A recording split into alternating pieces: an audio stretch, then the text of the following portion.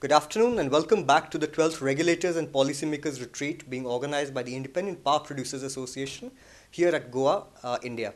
I'd like to introduce to you Dr. Ajay Dua, who is the former Secretary of the Ministry of Industry and Commerce in the Government of India. Welcome to the retreat, Dr. Dua. Hello.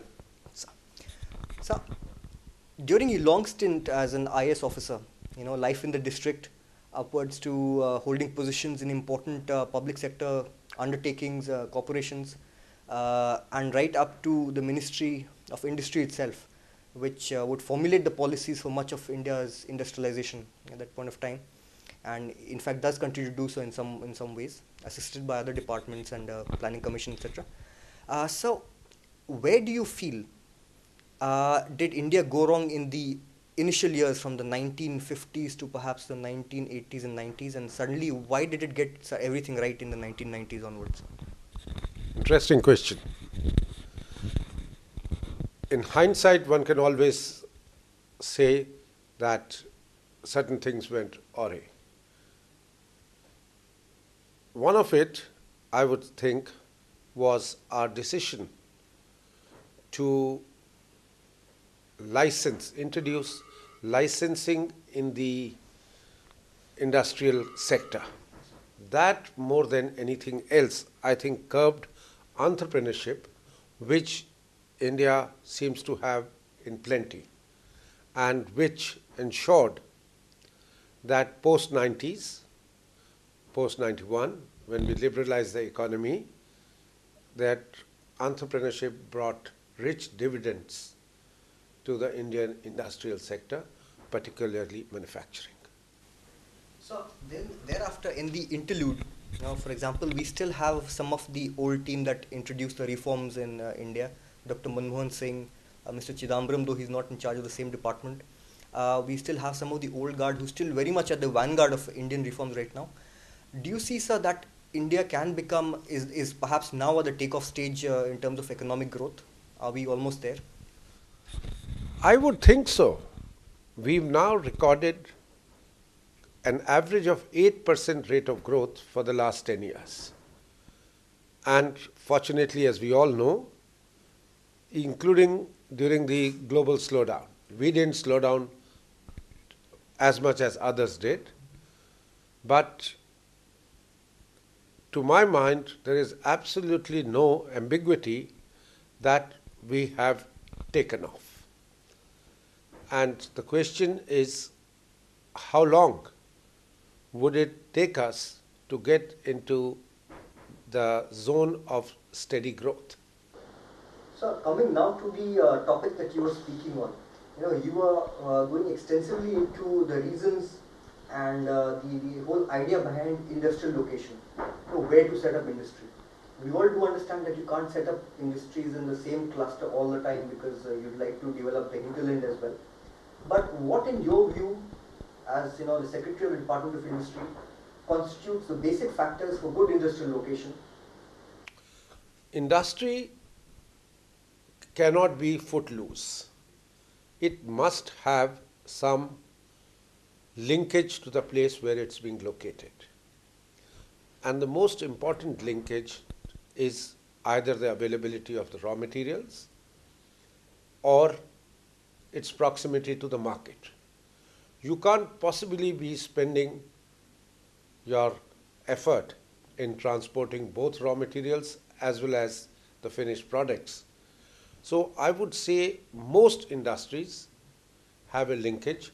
There could be a few products, electronics, etc., because you don't have the raw materials, and probably the market also could be elsewhere, which would be dependent upon availability of skills, appropriate skills to produce those electrical components, etc.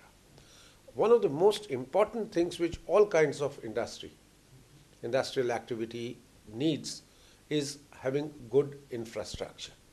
Infrastructure of transportation, which clearly impacts transaction costs, responsible for reducing transaction delays, and availability of good, steady power supply, which is required for almost all the processes of conversion.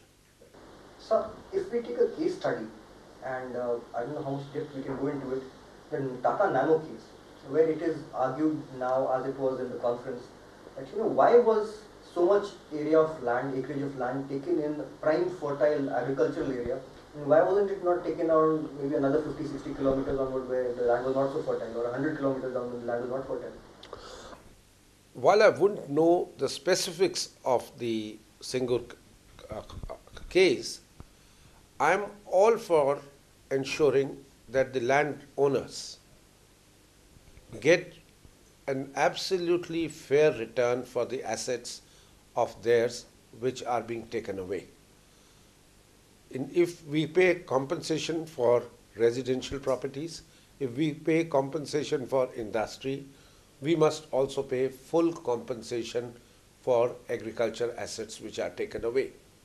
If the land is fertile, and the compensation has to be even more. And the compensation in the case of agriculture should not be given only to the landowner, but it must also go to the people who work on that land because their livelihood is being taken away. Finally, on this issue of land acquisition and the car matter which you raised, I think the compensation has to be determined not by the current usage of that land. The current usage is agriculture. So the rate which will be applicable for agricultural land will be a particular rate, which will be much lower than the rate to which that land rate applicable for the alternate usage. If that land is going to be put to commercial usage, industrial usage, declare that first for purpose, which purpose you are taking, then determine what its rate should be, and also on top of it, pay a compensation to the owner whose land is being taken away against his will. A word used in the Land Acquisition Act is called solatium. That all these things have to be adequate. Otherwise, I fear compensation for land and taking away of land of people could become a major hurdle in the process of industrialization, as was experienced in Nandigram, where a large petrochemical hub was to be set up, and as was experienced at Singur by Tatas. The application of Land Acquisition Act, saying a car project is a public project, is something again which people can question. I can understand a railway line not being possible to change its alignment, a highway's alignment not being changed. But certainly a car project can be located elsewhere, not necessarily on fertile land. Similarly, a petrochemical complex can go somewhere else where water is available. Those are the kinds of things which we need to take a call on. And I'm sure the new Land Acquisition Act, which is been promised, will make it difficult to declare all kinds of private projects as in public interest. Because the Land Acquisition Act requires, before it's applied, that the project be first declared as public interest project. Otherwise, the land acquisition is not to be applicable. But that doesn't mean that people should not, on their own, negotiate with the landowner, pay him a fair price, negotiate with him or the people who are dependent upon it, and acquire land.